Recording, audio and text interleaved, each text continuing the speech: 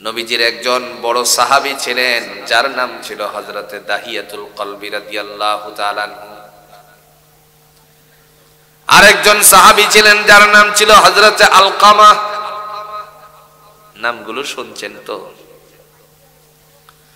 হযরতে দাহিয়াতুল কলবি রাদিয়াল্লাহু তাআলা আনহু ইসলাম গ্রহণ করার পূর্বে তিনি ছিলেন জাহিলিয়াতের প্রথার উপরে নির্ভরশীল। শাম সিরিয়াতে তিনি ব্যবসা বাণিজ্য করতেন, অনেক বড় ব্যবসায়ী ছিলেন তিনি। একদিন সিরিয়া অভিমুখে রওনা করার আগে বিবিরে বললেন, বিবিরে তুমি তো হামেলা, তোমার গর্ভ থেকে যে সন্তান হবে ওই সন্তান যদি ছেলে হয় তাহলে তারে খুব যত্ন সহকারে রাখবে অথবা তারে খুব আদর করবে। যদি সন্তান ছেলে না হয়ে মেয়ে হয় আমি যেন তার চেহারা না দেখি, তারে তুমি জীবন্ত হত্যা করবে অথবা তারে তুমি হত্যা করে ফেলে তারপরে কবর করবে, নিচে পুঁতে রাখবে অথবা তুমি তারে মাটির নিচে চাপা দিয়ে দিবে। আপনারা বলুন তো কোন মায়ের পক্ষে কি সন্তানরে হত্যা করা সম্ভব নাকি? আমরা লক্ষ্য করেছি কখনো কখনো হসপিটালে সিজারে বাচ্চা হয়, হয় কি হয় না? যেই বাচ্চাটা সিজারে হলো অথচ সেই বাচ্চা পূর্ণাঙ্গের দেহের অধিকারী না, বিকলম্ব, প্রতিবন্ধী যাকে বলা হয়। সেই প্রতিবন্ধী বাচ্চা হওয়ার পরে আজ পর্যন্ত কি কোনো মা তারে হত্যা করতে পারছে নাকি? বাচ্চা যেহেতু প্রতিবন্ধী হয়েছে, লোক সমাজে মুখ কেমনে দেখাবে, এজন্য বাচ্চাটাকে গলা টিপে হত্যা করেছে, এমন কোন ইতিহাস শুনছেন? আল্লাহ রাব্বুল আলামিনের বান্দা যখন কাফেলাদের সাথে চলে গেল শামের উদ্দেশ্যে, সিরিয়ার উদ্দেশ্যে যখন তিনি রওনা করলেন, রওনা করার পরে বিবি তো তার কথা শুনলেন। দীর্ঘদিনের সফরে যাওয়ার পর বিবির সন্তান হয়ে গেল, কন্যা সন্তান। এত সুন্দর সন্তান দেখে বিবি আর তারে হত্যা করতে পারল না। প্রায় 3 বছর, 3.5 বছর, কেউ বলেছেন 4 বছর পরে বাড়িতে ফিরল। আপনারা মনে মনে চিন্তা করতে পারেন এত পরে কি ব্যবসা করে কেউ আসে? উদাহরণস্বরূপ সহজ করে বোঝার জন্য বলছি, আপনাদের এই তেহরানের মানুষেরা বিদেশে প্রবাস জীবন খাটায় কি খাটায় না? কথা কন না কেন? মনে হয় 1 সপ্তাহের জন্য গেছেন। কয় বছর? কথা কন। 5 বছর, 3 বছরের জন্য যেন চলে গেল। 3 বছর বা 5 বছর যাওয়ার পরে ছুটিতে আসলো। কোম্পানি অনেক ভালো, কোম্পানি ভালো থাকার কারণে আল্লাহর বান্দা তিনি বললেন, আব্বা আমার চলে যেতে হবে, কেবল ছুটি 3 মাসের এনেছি। এই মুহূর্তে একজন ডেকে ডেকে বলল, যেহেতু তোমার সন্তান ছুটিতে এসেছে তারে বিয়েটা করিয়ে দাও। তারপরে শেষ পর্যন্ত বিবাহ করালো। 1 মাস থেকে 1.5 মাস চলে গেল বউ দেখতে দেখতে। এরকম সমাজের চিত্র জুড়ে বলুন তো আছে কিনা? মেয়ে দেখতে দেখতে সময় চলে গেল, কেবল 1 মাস আছে, 1.5 মাস আছে। শেষ পর্যন্ত মেয়ে পছন্দ হওয়ার পরে বিবাহ করানো, সংসার জীবন শুরু হয়ে গেল। দেখা গেল প্রথম রজনীতে আল্লাহ তাআলা তার জন্য রূহানি জগৎ থেকে, পিতার পৃষ্ঠদেশ থেকে একটা সন্তানের বন্দোবস্ত করে দিল। বিবি হামেলা হয়ে গেলেন। দেশে থাকা অবস্থায় তিনি বুঝতে পারলেন, 1 মাসের সময় তার বুঝা পড়লো, ধরা পড়লো। 1.5 মাস সময় পাওয়ার পরে বুঝতে পারলো তার বিবি গর্ভবতী। চলে গেলেন ছুটি শেষ করে বিদেশে। আবারও দেখা গেল 5 বছর পরে আসলো, সেই সন্তান দুনিয়ায় আগমন করেছে। এখন আপনারা বলুন তো, দুনিয়ায় আসার পরে বাবারে কি কখনো সে দেখছে নাকি? কথা কোন দেখেছে? দেখেনি। মাঝে মধ্যে ইমো দিয়ে, হোয়াটসঅ্যাপ দিয়ে, ভিডিও কলে দেখা হয়, বাবা বলে ডাক দেয়। এরপরে সে যখন দেশে আসলো, এয়ারপোর্টে চলে গেল তারে রিসিভ করার জন্য সন্তান সহ মা বাবা, অর্থাৎ ছেলের বাবা, ছেলের মা, নিজের ওয়াইফ এবং তার সন্তান। যাওয়ার পরে সন্তানকে কোলে নিল, কিন্তু সন্তান ভূমিষ্ঠ হওয়ার স্বপ্ন দেখেনি, ওই সময়টার মধ্যে দেখেনি। আল্লাহ পাক রব্বুল আলামিনের বান্দা নিয়ে তারপরে কোলে নিয়ে চুমো খায়, এরকম ঘটনা ঘটে কিনা? ঠিক এরকম ভাবে হযরতে দাহিয়াতুল কলবি রাদিয়াল্লাহু তাআলা আনহু বণিক কাফেলার সাথে ব্যবসা করে যখন তিনি বাড়িমুখী হয়েছিল, প্রতিমধ্যে রাস্তার মধ্যে একটা ফুটফুটে সন্তান দেখার পরে তার কপালে চুমো খেলো। কপালে চুমো খাওয়ার পরে আল্লাহর বান্দা তারপরে ঘরে প্রবেশ করলো, বিবিরে বলছে আমি অনেক ক্ষুধার্ত, খাবারের বন্দোবস্ত করো। খাবারের বন্দোবস্ত করা হলো। তারপরে খাবাররত অবস্থায় ডেকে ডেকে বলল, বিবিরে রাস্তার মধ্যে একটা কন্যা সন্তান অনেক সুন্দর, আমি তারে দেখে অনেক মনোমুগ্ধ হলাম, কপালে চুমু খেয়েছি, বলো তো তোমার গর্ভ থেকে আল্লাহ কি সন্তান দান করেছেন? বিবির মনে মনে চিন্তা জাগলো, যেহেতু কপালে চুমু খেয়েছে, ভালো লেগেছে, এখন মনে হয় তার সন্তান বললে পরে তার প্রতি আর বিরূপ প্রতিক্রিয়া সৃষ্টি হবে না। এই চিন্তা করে তিনি বললেন, স্বামী আমার, যার কপালে চুমু খেয়েছেন সেই সন্তানকে আমার আল্লাহ আপনার ঘরের আলো হিসাবে দান করেছেন। সাথে সাথে চেহারাটা পাল্টে গেল। বিবিকে ডাক দিয়া বললেন, খাবার শেষ হওয়ার সাথে সাথে বললেন, সন্তানরে ডাকো, সাজিয়ে দাও। সন্তানকে ডাকা হলো, তারে সুন্দর করে সাজানো হলো। আগের থেকেই বান্দা প্রস্তুত করে রেখেছিলেন। মনে মনে চিন্তা করলো, সেই সন্তান আর রাখা যায় না। এই সন্তানকে হত্যা করার জন্য যেই জায়গাটার মধ্যে গিয়েছিলেন, আজও পর্যন্ত সেই জায়গাটার মধ্যে জীবন্ত কন্যা সন্তানকে যারা পুঁতে রাখতো, আজও মক্কাতে রাসূলুল্লাহর বাড়ির পিছনে আছে। আপনারা যদি কেউ যান তাহলে দেখে আসবেন, নবীজির বাড়ির পিছনে রাসূলের বাড়ি যেখানে ছিল, এখন সেখানে দোতলা একটা বিল্ডিং আছে। এই বিল্ডিংটা হলো মক্কার সবচেয়ে বড় লাইব্রেরি। আমি বহুবার তার ভিতরে প্রবেশ করেছি। এর পিছনের অংশের মধ্যে সুন্দর করে একটা গর্ত জায়গা আছে। গর্ত জায়গাটার মধ্যে কিছু কিছু মাটিগুলো উঁচু করা আছে। এই উঁচু করা মাটিগুলোই হলো কবর। আর সেই কবর হলো গুলো শিশু সন্তান, কন্যা সন্তানদের কবর জীবন্ত পুঁতে রাখা হতো। নাউজুবিল্লাহ বলতেন না? রাসূলুল্লাহ সাল্লাল্লাহু আলাইহি সাল্লামের সামনে বসে বসে কান্নারত আল্লাহর নবী ডাক দিয়া বলেন, ও দাহিয়া, এত কান্নাকাটি কেন?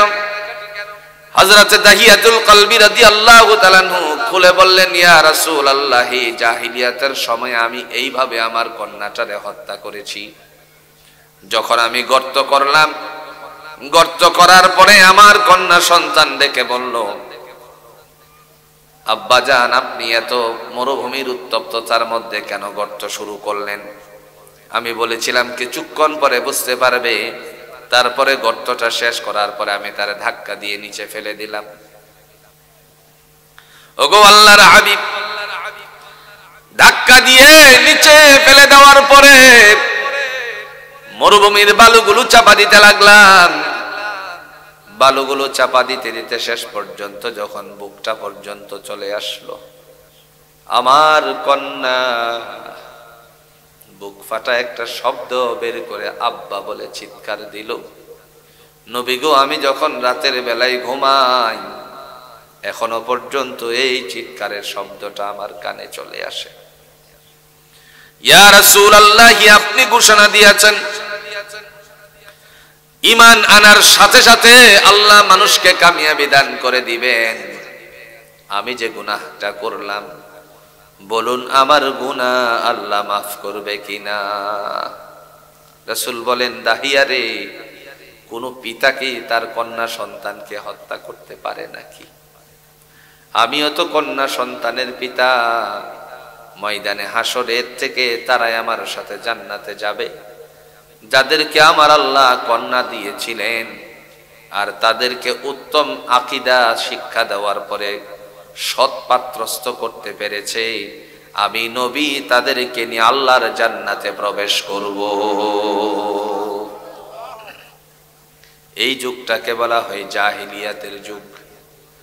আল্লাহ এই যুগের শপথ গ্রহণ করে বলেন ওয়াল আসর, সময়ের শপথ, যুগের শপথ। এরপরে ঘোষণা দিয়া বললেন ইন্নাল ইনসানা লাফি খুসর, আল্লাহ বলেন নিশ্চয়ই মানুষ ক্ষতিগ্রস্ত। কার কথা? জোরে কোন কার কথা? নিশ্চয়ই মানুষ ক্ষতিগ্রস্ত। যে মানুষের মধ্যে আপনারা বলুন তো নবীরা আসেনি? কথা কন না কে? মানুষের মধ্যে নবীগণের সাহাবীগণ আসেনি? মানুষের মধ্যে মুসলমান আসেনি? ওলি আজম গাউস কুতুব আসেনি? তাবেঈন, তাবে তাবেঈন, আইম্মায়ে মুজতাহিদিন, সালফে সালেহিন আসেনি? কথা কন না কে? খ্রিস্টান, বুদ্ধ, ইহুদি, নাসারা আসেনি? তো আল্লাহ যে ঢালাও ভাবে বললেন, কিন্তু ঢালাও ভাবে বলে তিনি শেষ করলেন না। তিনি বললেন 4 শ্রেণী ব্যতীত মানুষ ক্ষতিগ্রস্ত। 4 শ্রেণী আপাতত রাখলাম। কারা ক্ষতিগ্রস্ত এদের সম্পর্কে জানা দরকার নাই। কথা কোন? আমরা মিলাবো এই ক্ষতিগ্রস্তের তালিকার ভিতরে আমরাও নিজেরা আছি কি না। আল্লাহ বলেন এরা হলো ক্ষতিগ্রস্ত। এই আয়াতে 3 শ্রেণী। الذين ينقضون عهد الله من بعد ميثاقه ويقطعون ما أمر الله به أن يوصل أمر الله به أن يوصل ويفسدون في الأرض أولئك هم الخاسرون।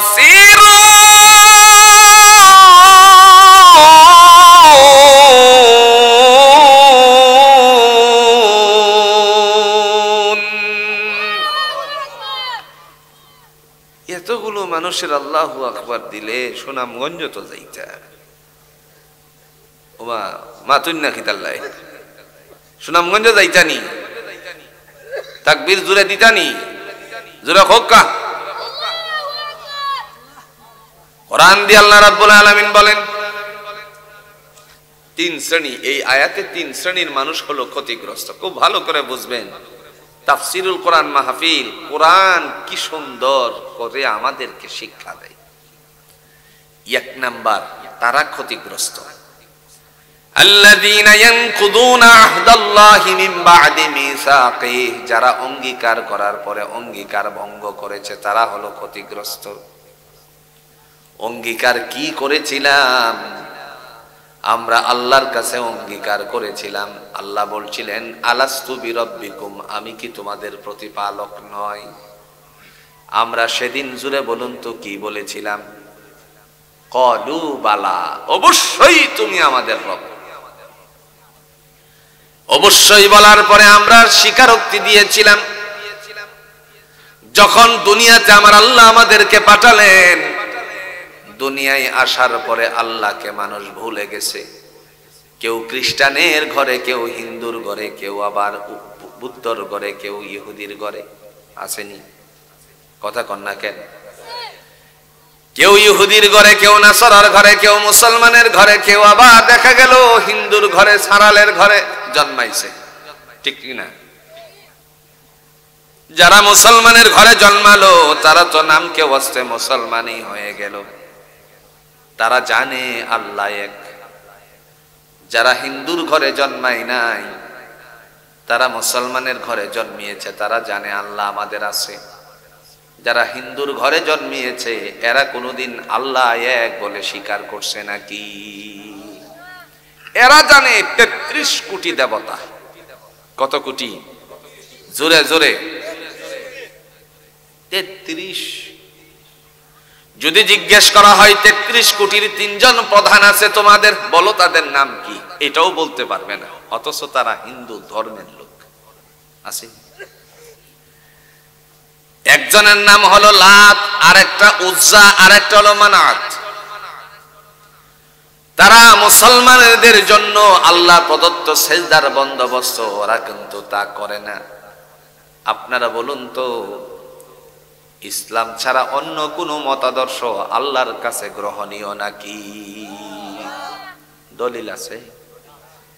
কথা কোন না, আছে কোন? ইসলাম ছাড়া কোন মতাদর্শ আল্লাহর কাছে গ্রহণীয় না, এর পক্ষে দলিল আসেনি? আছে। দলিল আল্লাহর কোরআন। ومن يبتغي غير الإسلام دينا فلن يقبل منه وهو في الآخرة من الخاسرين।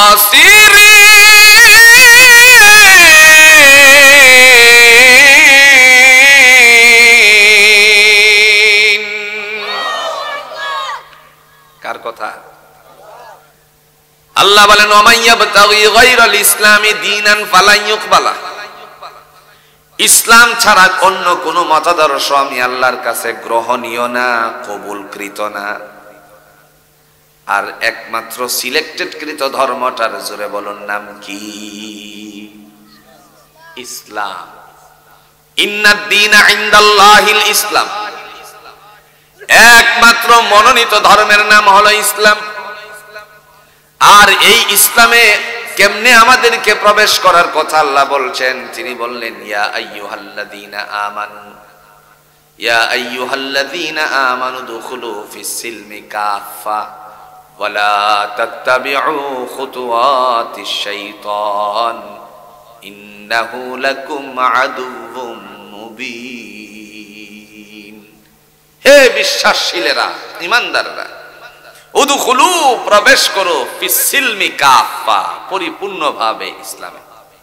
খুতুওয়াতিশ শাইতান, খবরদার ইবলিসের পদাঙ্কন করো না। ইন্নাহু লাকুম আদুউম মুবিন, শয়তান হলো তোমাদের প্রকাশ্য শত্রু। নাম কি? জোরে জোরে, আরো জোরে হোকা। শয়তানরে কখনো দেখছেন নাকি? শয়তান কেমন শত্রু দেখেন? আল্লাহ নিজে বলছেন ও শয়তান, ইবলিস, আমার আদম নিজে বানালাম। সেজদার কথা বললে কোন কারণে সেজদা করলে না? দলিল আছে? জোরে কোন আছে? আরো জোরে। সূরাটার নাম হলো সূরাতুস সাফ। আল্লাহ বলেন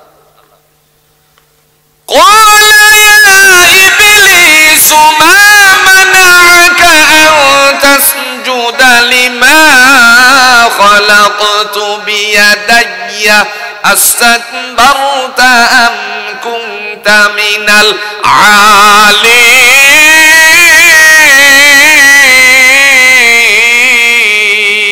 العالين। কার কথা? হে ইবলিস, ওরে দুষ্ট, মা মানাআকা আন তাসজুদা লিমা খালাকতু বিয়াদাইয়া, আমি যে স্বীয় হাতে আদম রে বানালাম, সেজদা করার কথা বললে পরে কোন জিনিসে তোরে সেজদা থেকে দূরে সরালো? ইবলিসের কাছে একটা উত্তর আসেনি? কথা কোন আসেনি? আছে। ইবলিস বলে আনা খায়রুম মিনহু খালাকতানি মিন নারিন ওয়া খালাকতাহু মিন তিন। আদম বানাইছো মাটি দিয়ে, আমারে বানাইছো আগুন দিয়ে। মাটির গতি হলো নিম্নমুখী, আগুনের গতি হলো ঊর্ধ্বমুখী। নিম্নমুখীকে ঊর্ধ্বমুখী কখনো সেজদা করতে পারে না। আল্লাহ বলেন ফাখরুজ, বের হয়ে যা। জান্নাত থেকে তারে বের করে দিল। এখন ইবলিস তার কাজ জুড়ে বলুন তো বাকি রাখছে না করতে আছে? কথা কোন নাকে? ইবলিসের কাজ কি বন্ধ না শুরু? জারি আছে, জারি আছে। আমার ভাইরা, সেই ইবলিস পৃথিবীর জমিনে মানুষকে ধ্বংস করার জন্য মুড়ে মুড়ে বসে আছে। আমার বিশ্বাস ছিল আপনাদের এই তেহারালের ঘরে ঘরের থেকে যদি একজন একজন করে আজকের এই মাঠে বসতো, তাহলে এই মাঠে জোরে বলুন তো জায়গা ধরতো নাকি? কারণ ইবলিস তাদেরকে আরাম দিতেছে, ঠিক কিনা কোন? আর আমার বোনেরা যারা আছে তারা বলছে শুনাই তো যাই, শুয়ে থাকো, ঠিক নাকি? যদি আপনাদের এই তেহরানের বোনেরা মায়েরা অনেক ঝগড়া ফাসাদ স্বামীর সাথে করছে, তেল ভালো লাগে নাই, তেলটা পছন্দ হয় নাই, শাড়ি পছন্দ হয় নাই, এরপরে বাজার পছন্দ হয় নাই, অনেক ঝগড়া করছে, আজকে যদি একটু ঝগড়া করে স্বামীরে ধাক্কা দিয়ে তারপরে মাঠে পাঠিয়ে দিত, তাহলে আমার মনে হয় এই মাঠে জায়গা ধরতো না, ঠিক না বলে? এই ঝগড়ায় আল্লাহও খুশি হইতো। কথা বুঝেন নাই? এই ঝগড়ায় খুশি হইতো কে? আল্লাহ। মহান আল্লাহ রাব্বুল আলামিন ডাক দিয়া বলেন, আল্লাযীনা ইয়ানকুযুনা আহদাল্লাহি মিন বা'দি মিসাকি, যারা অঙ্গীকার করার পরে অঙ্গীকার ভঙ্গ করেছে তারা হলো ক্ষতিগ্রস্ত।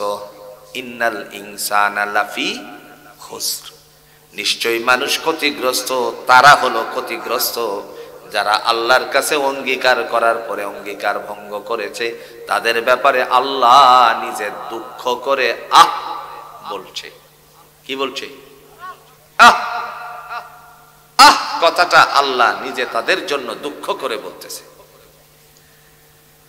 কাইফা তাকফুরুনা বিল্লাহি ওয়া কুনতুম আমওয়াতান ফাআহইয়াকুম সুম্মা ইউমীতুকুম সুম্মা ইউহয়ীকুম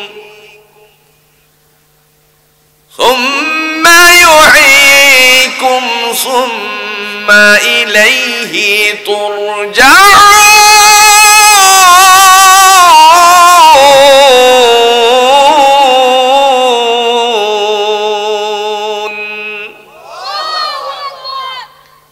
আল্লাহ বলেন, কাইফা তাকফুরুনা বিল্লাহ, কেমন করে না ফরমানি করছো আমি আল্লাহর সাথে। ওয়া কুনতুম আমওয়াত, তোমরা তো ছিলে মৃত। ফাআহইয়াকুম, অতঃপর আমি তোমাদেরকে জীবন দিলাম। উল্টা হইছে না? কথা কম বুঝেন নাই? বুঝানোর জন্য বলছি। আমরা কি মায়ের গর্ভ থেকে মৃত আসছি না জীবিত আসছি? জোরে জোরে।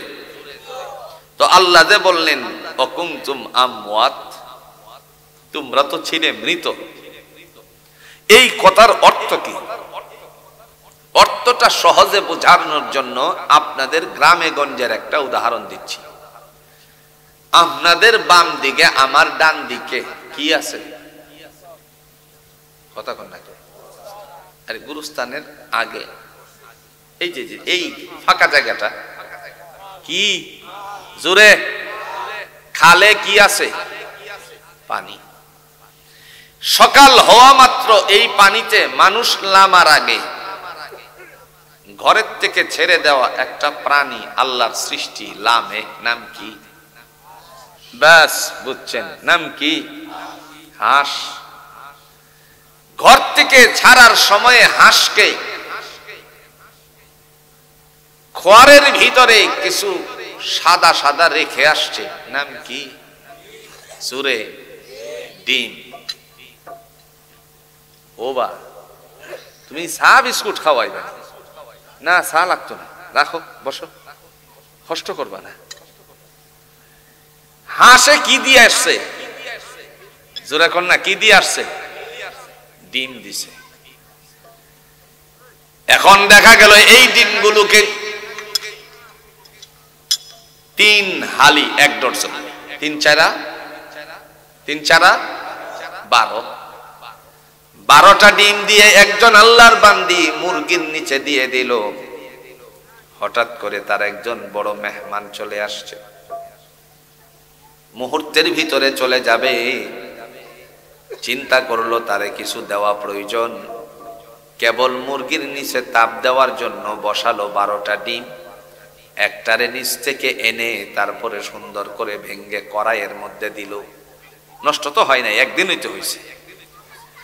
কড়াইয়ের মধ্যে দেওয়ার কারণে ওই ডিমটুকু কড়াইয়ে দেওয়ার পরে হলুদ বর্ণের যেটা বেরিয়ে আসছিল, আপনারা বলুন তো তার থেকে কি কোনো ধরনের বাচ্চা উড়াল দিছে নাকি?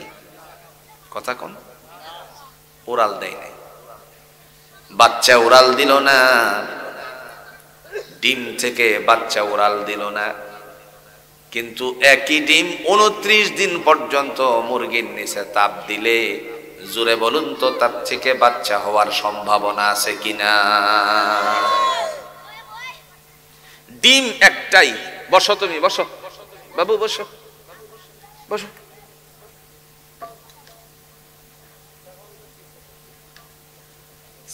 বিস্কিট সবাই দেখাবো, চা সবাই দেখাবো। তা আমরা চা খাইতাম, আপনারা খাইতেন নিতে কি দাও না?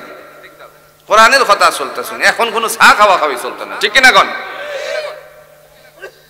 এই চা বিস্কিট চলতো না। আল্লাহর কোরআনে যদি পেট না ভরে, তাহলে দুনিয়ার কোনো খাওন দিয়ে পেট ভরতো না। এটার পেট ভরতো না, দিল ভরবো, আত্মা ভরবো, বডি সুন্দর থাকবো, নূরে নূরান্বিত হবো, আল্লাহর জান্নাত সহজে পাওয়া যাবে। বুঝছেননি? আর চা খাওয়েন না হুজুর, পারলে গরম পানি একটু দিয়ে রাখবেন, হুজুরা যদি চায় চা খাওয়াইবেন তো সবাই দিয়ে খাওয়াইবেন। বুঝছেন? রাগ করছেন না তো?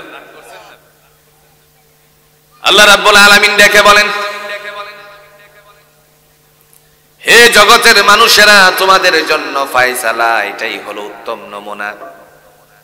একই ডিম ভাঙলে পরে সুন্দর করে তার থেকে কুসুম বেরিয়ে আসে, বাচ্চা পাওয়া যায় না।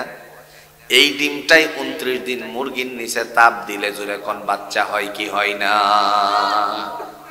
ডিমটা হলো মৃত, ভাঙলে বাচ্চা উড়াল দেয় না, কিন্তু প্রক্রিয়ার মাধ্যমে ডিম জিন্দা হয়ে যা বাচ্চা আসে, ঠিক কিনা কোন?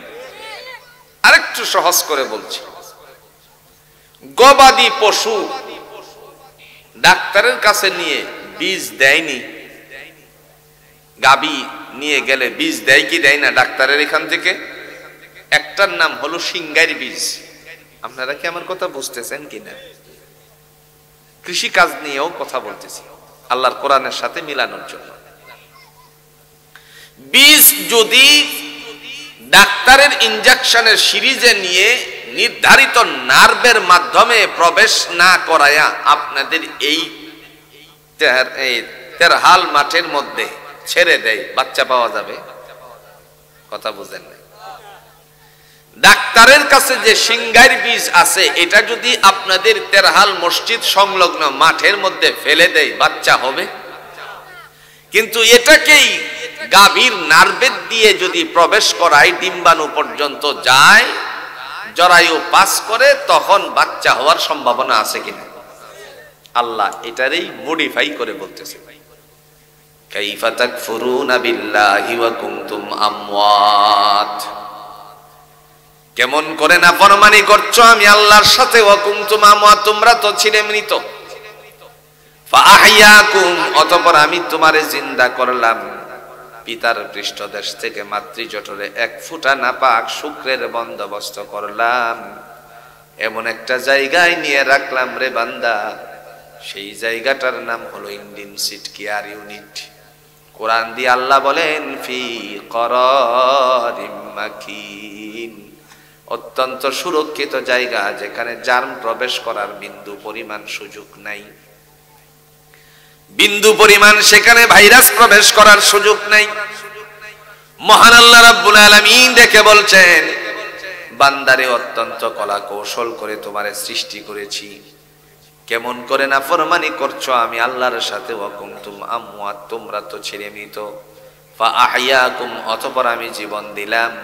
সুম্মা ইউমিতুকুম, এরপরে আবার মৃত্যু দিবেন।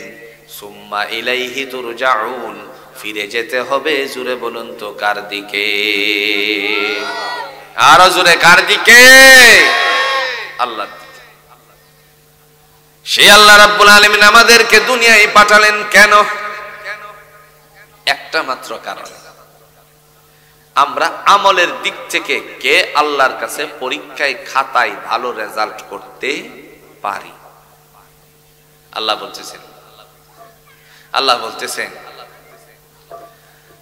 الذي خلق الموت والحياة ليبلوكم أيكم أحسن عملا وهو العزيز الغفور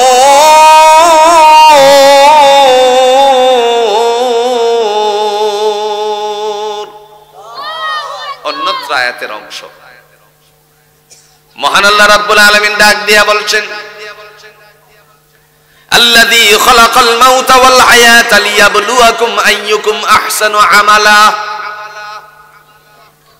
আমলের দিক থেকে কে আমার কাছে উত্তীর্ণ পরীক্ষা করার জন্য তোমাদেরকে আমি দুনিয়ায় পাঠিয়েছি। আর অন্যত্র আয়াতের অংশ বিশেষের মধ্যে তিনি বললেন ওয়া হুয়াল আজিজুল গফুর, তিনি হলেন পরাক্রমশালী প্রজ্ঞাময়, তিনি হলেন ক্ষমাশীল। জোরে বলুন তো তার নামটা কি? আরো জোরে। এই যে আল্লাহ ডাকটা মারলেন, শুনছেনি আল্লাহ? কথা কন্যাকে শুনছেনি? একটা গজল ছিল আগে, আজকে এই গজলরে আপনাদের খালো ফালবেন, নিক্ষেপ করবেন, পারবেন নি? গজলটা কি শুনে? খোদা তোমায় ডাকতে জানি না, ডাকার মতো ডাকলে খোদা কেমনে শুনেন না। ছিল নি? এটারে খালো মারবেন। ডাকার মতো ডাকলে খোদা কেমনে শুনেন না, এটা ভুয়া তথ্য। আল্লাহ বলেন কুলিদু আল্লাহ আবিদুর রহমান, বান্দারে তুমি যদি আমাকে আল্লাহ বলে ডাকো অথবা রহমান বলে ডাকো, ডাকটা দিতে দেরি হবে, আমি আল্লাহ শুনতে দেরি হবে না। আপনারা বলছেন ডাক দিলে আল্লাহ শুনে, দলিল আছে? জুরে হোক কা দলিল। وَإِذَا سَأَلَكَ عِبَادِي عَنِّي فَإِنِّي قَرِيبٌ مُجِيبُ دَعْوَةَ الدَّاعِ إِذَا دَعَانِ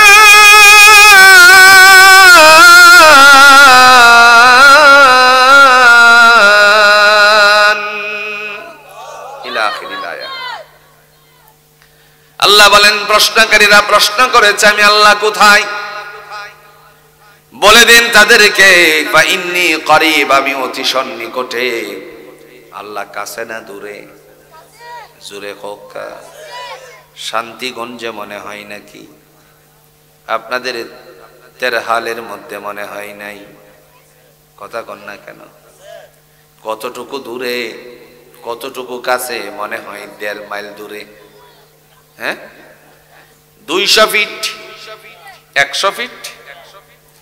অন্যত্র এই আয়াতের ব্যাখ্যা আরেক আয়াত দিয়ে আল্লাহ বলেন ওয়া নাহনু আকরাবু ইলাইহি মিন হাবলিল ওয়ারিদ, বান্দারে মস্তিষ্কে বুদ্ধি সরবরাহের জন্য তোমার ঘাড়ে একটা রগ দিছি, এই রগটার নাম হলো সাহেরা।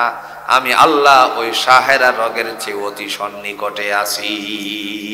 সুবহানাল্লাহ। সে আল্লাহ রাব্বুল আলামিন ডাক দিয়া বলেন আল্লাযীনা ইয়ানকুযুনা আহদাল্লাহি মিন বা'দি মিসাকি, অঙ্গীকার করার পরে অঙ্গীকার যারা ভঙ্গ করেছে তারা হলো ক্ষতিগ্রস্ত। আল্লাহ আসেনি? জোরে, আরো জোরে। আছে যে দলিল আছে আপনার কাছে? বলতে পারেন বিনা দলিলে আল্লাহ এক? বলেনি? বলেনি? এই কথা বিনা দলিলে আল্লাহ এক, এই কথারেও খালে নিক্ষেপ মারবেন। আল্লাহ বিনা দলিলে এক নয়, আল্লাহ দলিল সহ এক। জোরে জোরে। আল্লাহ দলিল সহ এক। দলিল সূরাতুল বাকারার 163 নম্বর আয়াত। আল্লাহ বলছেন ওয়া ইলাহুকুম ইলাহুন ওয়াহিদ লা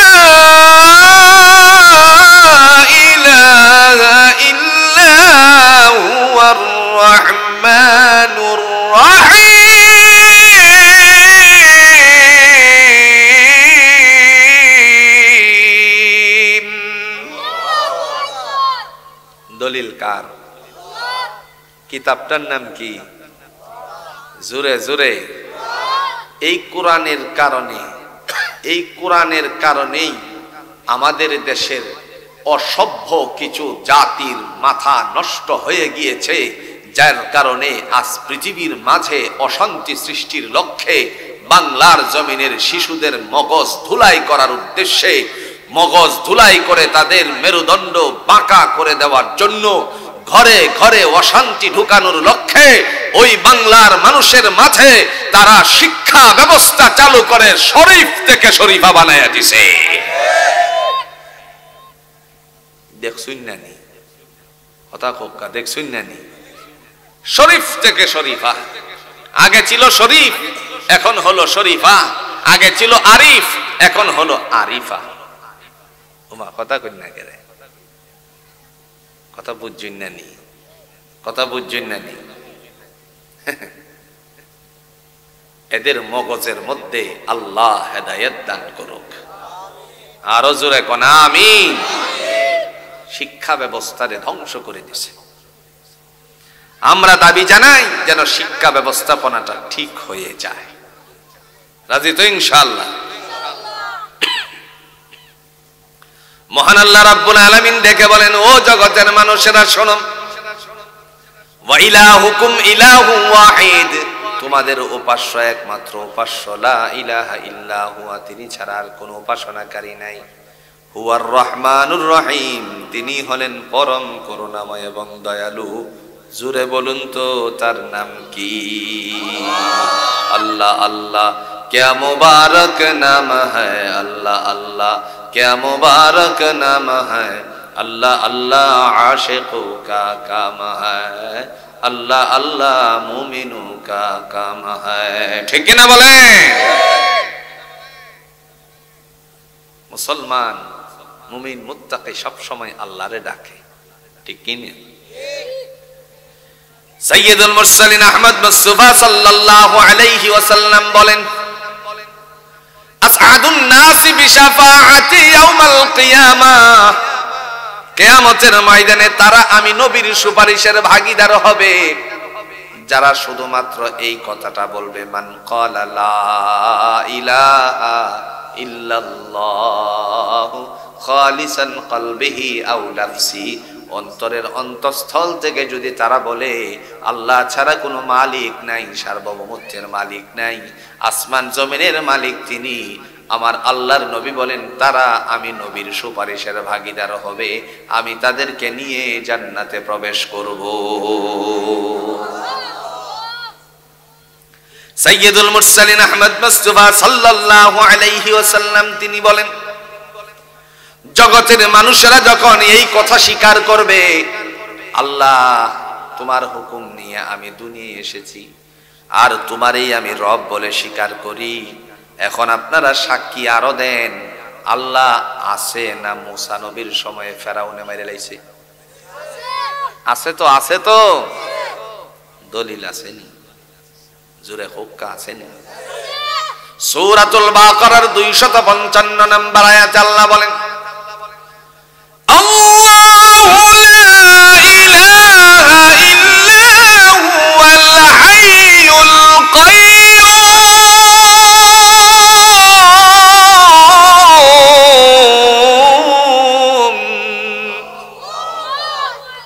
আমি হলাম এমন সত্তা যার সাথে কোনো অংশীদারিত্ব নাই। আল্লাহ হাইয়ুল কাইয়ুম, তিনি হলেন চিরঞ্জীব, চিরস্থায়ী, ছিলেন, আছেন এবং থাকবেন। জোরে বলুন তো ঘোষণাটা কার? এই কারণে আল্লাহ বলেন, আল্লাযীনা ইয়ানকুযুনা আহদাল্লাহি মিন বা'দি মিসাকিহি, অঙ্গীকার করার পরে যারা অঙ্গীকার ভঙ্গ করেছে তারা হলো ক্ষতিগ্রস্ত, এরা হলো 1 নাম্বার দল। 2 নম্বরে আল্লাহ বলেন, الذين ينقضون عهد الله من بعد ميثاقه ويقطعون ما أمر الله به أن يوصل।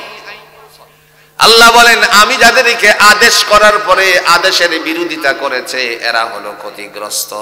2 নাম্বার, আদেশের বিরোধিতা কারা করলো? আল্লাহ পাক রব্বুল আলামিন কোরআনুল হাকিমের সূরাতুত তাওবার মধ্যে সূরাতুত তাওবার মধ্যে উল্লেখ করেছেন, দুনিয়াতে আমি আল্লাহ আদেশের বিরুদ্ধাচরণ যারা করেছে তারা হলো দুনিয়ায় ক্ষতিগ্রস্ত, আখিরাতেও ক্ষতিগ্রস্ত। ঠিক কিনা বলেন? কোরআনে আল্লাহ আরো উল্লেখ করেন এই মানুষগুলো আদেশের বিরোধিতা করছে, তারা কারা? وَلَقَدْ ذَرَأْنَا لِجَهَنَّمَ كَثِيرًا مِنَ الْجِنِّ وَالْإِنسِ لَهُمْ قُلُوبٌ لَا يَفْقَهُونَ بِهَا وَلَهُمْ أَعْيُنٌ لَا يُبْصِرُونَ بِهَا وَلَهُمْ آذَانٌ لَا يَسْمَعُونَ بِهَا أُولَئِكَ كَالْأَنْعَامِ بَلْ هُمْ أَضَلُّ أُولَئِكَ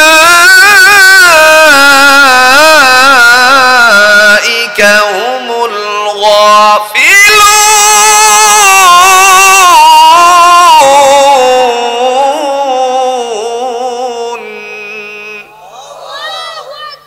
কার কথা? আল্লাহ বলেন ওয়ালাকাদ যারানা লিজাহান্নামা কাসীরাম মিনাল জিন্নি ওয়াল ইনস, আমি অধিকাংশ মানুষ আর জিনদেরকে জাহান্নামের জন্য সৃষ্টি করেছি। অধিকাংশ তারা কারা? লাহুম কুলুবুল লা ইয়াফকাহুনা বিহা, যাদেরকে আত্মা দিয়েছিলাম বিবেচনা করে নাই, তারা হলো এরা। নাই বিবেচনাহীন আত্মা? কথা কন না কে? আত্মা বিবেচনাহীন নাই? এই বিবেচনাহীন আত্মার মধ্যে এই কথা সংমিশ্রিত। আল্লাহ বলছেন সংমিশ্রিত আত্মার, বিবেচনাহীন আত্মার মধ্যে এটা হলো একটা, যারা অঙ্গীকার পূরণ করে নাই, এরা হয়ে গেছে কাফের। কি হয়ে গেছে? আল্লাহ বলেন যেহেতু হয়ে গেছো কাফের, আল্লাহ সুজা বাম দিকে দৌড় মারো। বাম দিকে খিদা রাখছো? জাহান্নাম। কি রাখছো? জোরে জোরে হোক্কা, কি রাখছো? আল্লাহ এইভাবে তাদেরকে বলছে। والذين كفروا وكذبوا بآياتنا أولئك أصحاب النار أولئك أصحاب النار هم فيها خالدون।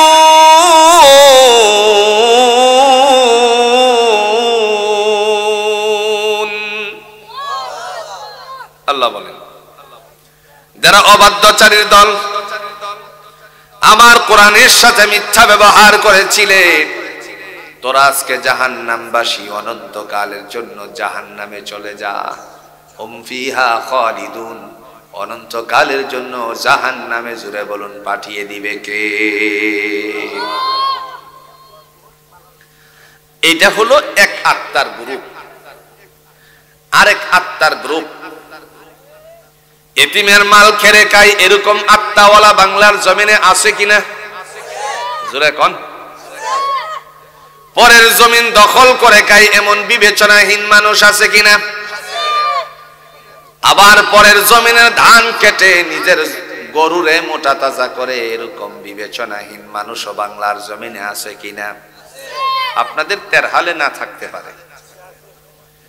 পরের জমিনের ধান খেটে নৌকা বোঝাই করে বাড়িতে নিয়ে আসে, ধানগুলো ঘাটানোর পরে চুরি করে তারপরে ধানগুলো নিয়ে আসে, এরকম সুর বাংলাদেশে আসেনি, তবে সুনামগঞ্জের হাওরে নাই। কথা খুব আসেনি। এইগুলো হলো বিবেচনাহীন আত্মা। আরেক বিবেচনাহীন আত্মা হলো 2 লিটার তেলের পানি ছাড়লো অথবা 5 লিটার তেলের পানি 1 বিঘা জমিন 100% মধ্যে ছাড়লো, এরপরে বাড়িতে আসার পর সন্ধ্যার সময় আরেকজন পাশের জমিনওয়ালা একটা লাঠি নিয়ে তার জমিন দেখতে গিয়ে ওই দেখা গেল আস্তে আস্তে করে পানি ভরপুর যে জমিন আছে এর আইলের মধ্যে ছিদ্র করে দিল। নাই ভুল কয়ে লাইতেছি, ছিদ্র করে দিয়ে তারপরে বাড়িতে চলে আসলো কয়েকটা ছিদ্র। বাড়িতে আসার পরে আল্লাহর বান্দা যিনি 5 লিটার পানি ছেড়েছিল সকাল বেলায় গিয়ে দেখলো কেবল গর্তের মধ্যে কিছু পানি ছাড়া সমস্ত পানি পাশের জমিনে চলে গেল। রাগে পায়ার হয়ে তার বাড়িতে এসে বলল, তুই আমার জমিনের পানি ছাড়লে কেন? মাথায় হাত দিয়ে বলছে, আল্লাহর কসম করে বলি আমি তোমার আইল কোনো সময় কাটছি না, গিয়ে দেখো। আইল কাটছেনি? জোরে এখন না কাটছেনি? আল্লাহর কসম করে বলি তোমার আইলে ঘুরে ঘুরে দেখো, আমি আইল কাটি নাই।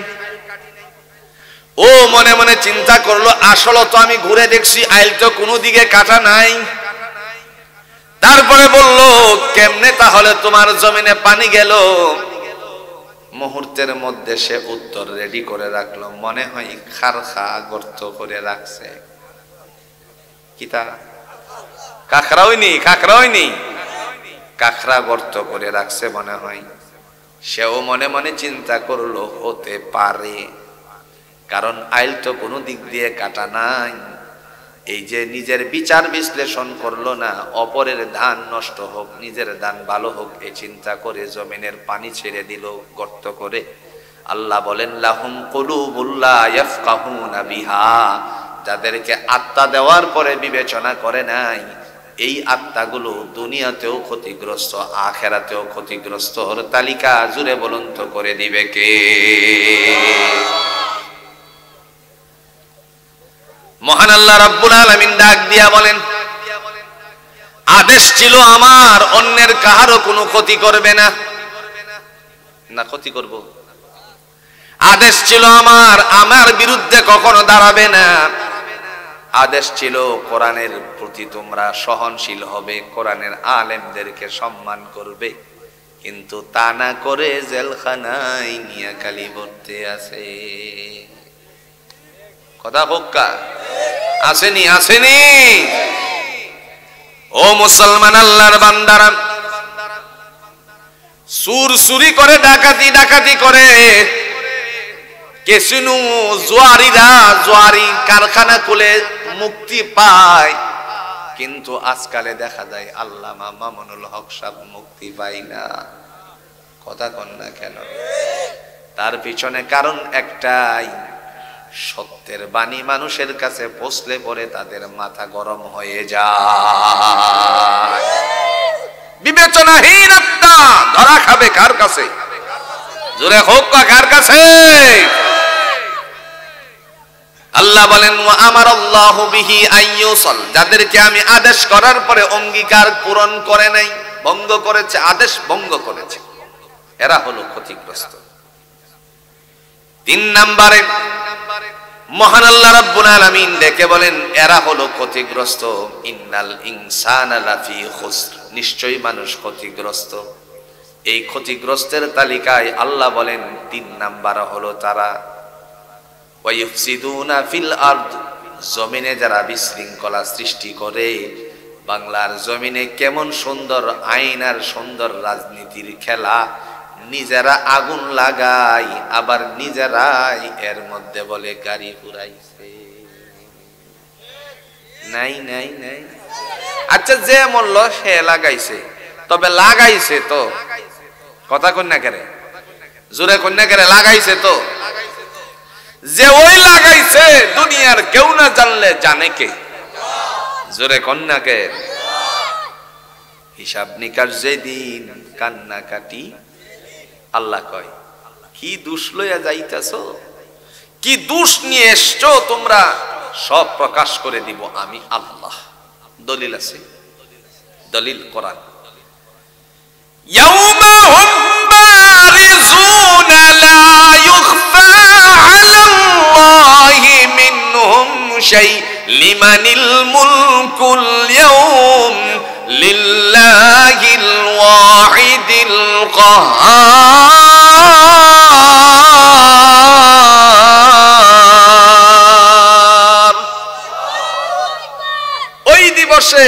ওই দিবস কোন দিবস? ইয়াউমাল কিয়ামা, কিয়ামতের দিবসে। লা ইউখফা আলাল্লাহি মিনহুম শাই, কাহারও কোনো ত্রুটি বিচ্যুতি গোপন করা হবে না। লিমানিল মুলকুল ইয়াউম, আল্লাহ বলবেন আজকের রাজা বাদশাহী কার? লিল্লাহিল ওয়াহিদিল কাহ্হার, একমাত্র পরাক্রমশালী আল্লাহর। সেদিন কারা আগুন লাগাইছিল ধরা পড়বনি। জোরে কন্যা করে। বাংলাদেশের সব জায়গায় সিসি না থাকলেও আল্লাহর সিসি ঠিকই আছে। কথা কোন নাকি? মানুষের তৈরি ক্যামেরা ফিটিং না থাকলেও আল্লাহর ক্যামেরা ঠিকই ফিটিং আছে। মহান আল্লাহ রাব্বুল আলামিন ডেকে বলেন তারা হলো ক্ষতিগ্রস্ত। ওয়াইফসিদুনা ফিল আরদ, যারা জমিনে বিশৃঙ্খলা করে। বিশৃঙ্খলার মধ্যে এটাও হলো বিশৃঙ্খলা। রাতের বেলায় অন্যরা দেখেন, দিনের বেলায় আমিন সাহেব মেজারমেন্ট করে একটা খোঁট দিয়ে গেল, রাতের বেলায় উঠায়া প্রতিপক্ষের ভিতরে 6 ইঞ্চি ঢুকিয়ে দিল। সকাল বেলায় দুইজনের মধ্যে বাগদণ্ড, সকাল বেলায় দেখা গেল বাগদণ্ডের ভিতরে মারামারি জন্মে গেল। এই ফাসাদ সৃষ্টিকারী যারা, আল্লাহ বলেন তারা আমার সাথে অঙ্গীকার ভঙ্গ করেছে, জমিনে বিশৃঙ্খলা করেছে। এরা হলো ইন্নাল ইনসানা লাফি খুসর, নিশ্চয়ই মানুষ ক্ষতিগ্রস্ত। ওই মানুষের ভিতরে তারাও ক্ষতিগ্রস্ত। ঘোষণাটা জুড়ে বলুন তো কার? আমার কথা কি বুঝতেছেন নি? এই আয়াতে আল্লাহ বলেন উলাইকা হুমুল খাসিরুন, তারাই হলো ক্ষতিগ্রস্ত। কয় শ্রেণী পাইলাম? জোরে কন্যা, কয় শ্রেণী? 3 শ্রেণী। আরেক আয়াতে 2 শ্রেণী। কয় শ্রেণী? সূরাটার নাম হলো সূরাতুল মুনাফিকুন। এই সূরাতুল মুনাফিকুনের মধ্যে আল্লাহ তিনি প্রকাশ করেন। দেখেন, ইয়া আইয়ুহাল্লাযীনা আমানু লা তুলহিকুম আমওয়ালুকুম ওয়ালা আওলাদুকুম আন যিকরিল্লাহ ওয়া মান ইয়াফআল যালিকা ফাউলাইকা হুমুল খাসিরুন।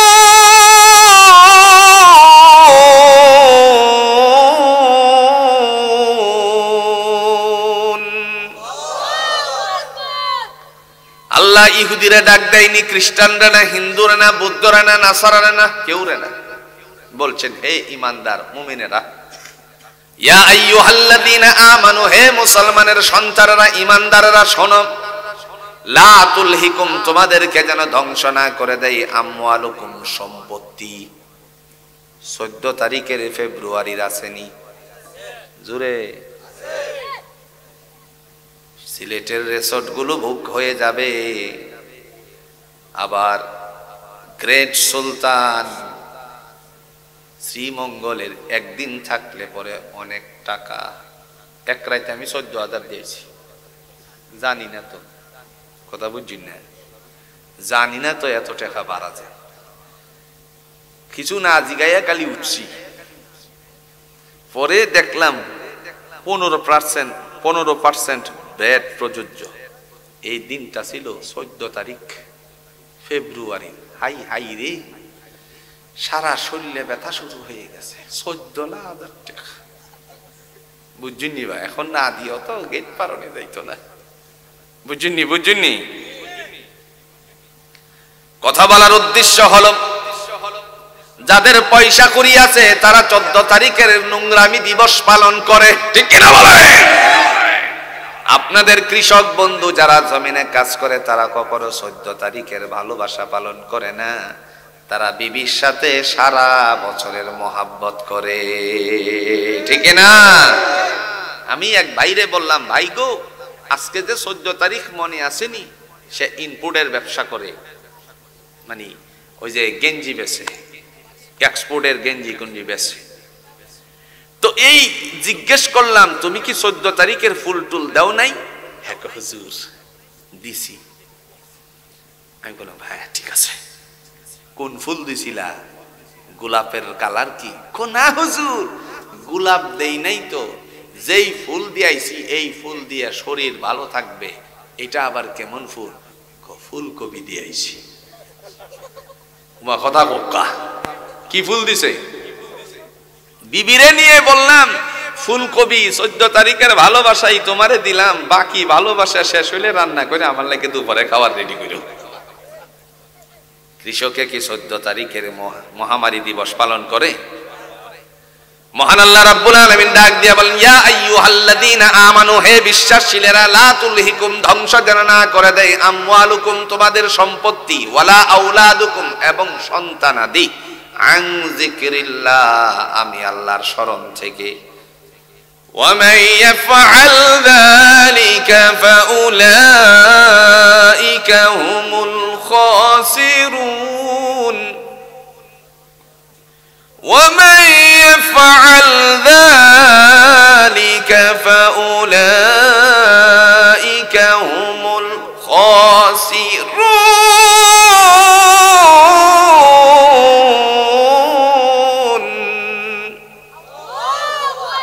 এই দুই কারণ যার মধ্যে পাওয়া যাবে, সম্পত্তি অধিকের কারণে বা সম্পত্তির কারণে আল্লাহর সামনে হাজিরা দিতে লেন্ডি করে, দেরি করে, অবহেলা করে, অথবা সন্তানের কারণে মায়েরা প্রস্রাব করে দিয়েছে, বাচ্চা নামাজ না পড়ে, আল্লাহ বলেন এই দুই কারণে তারাও হবে ক্ষতিগ্রস্ত। ইন্নাল ইনসানা লাফি খুসর, নিশ্চয়ই মানুষ ক্ষতিগ্রস্ত।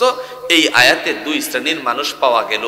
আমার ভাইরা, অনেক লম্বা কথা, আমি আগেই বলছিলাম 4 শ্রেণীরে যারা ক্ষতিগ্রস্ত না, এরারে পকেটে তৈতাইন।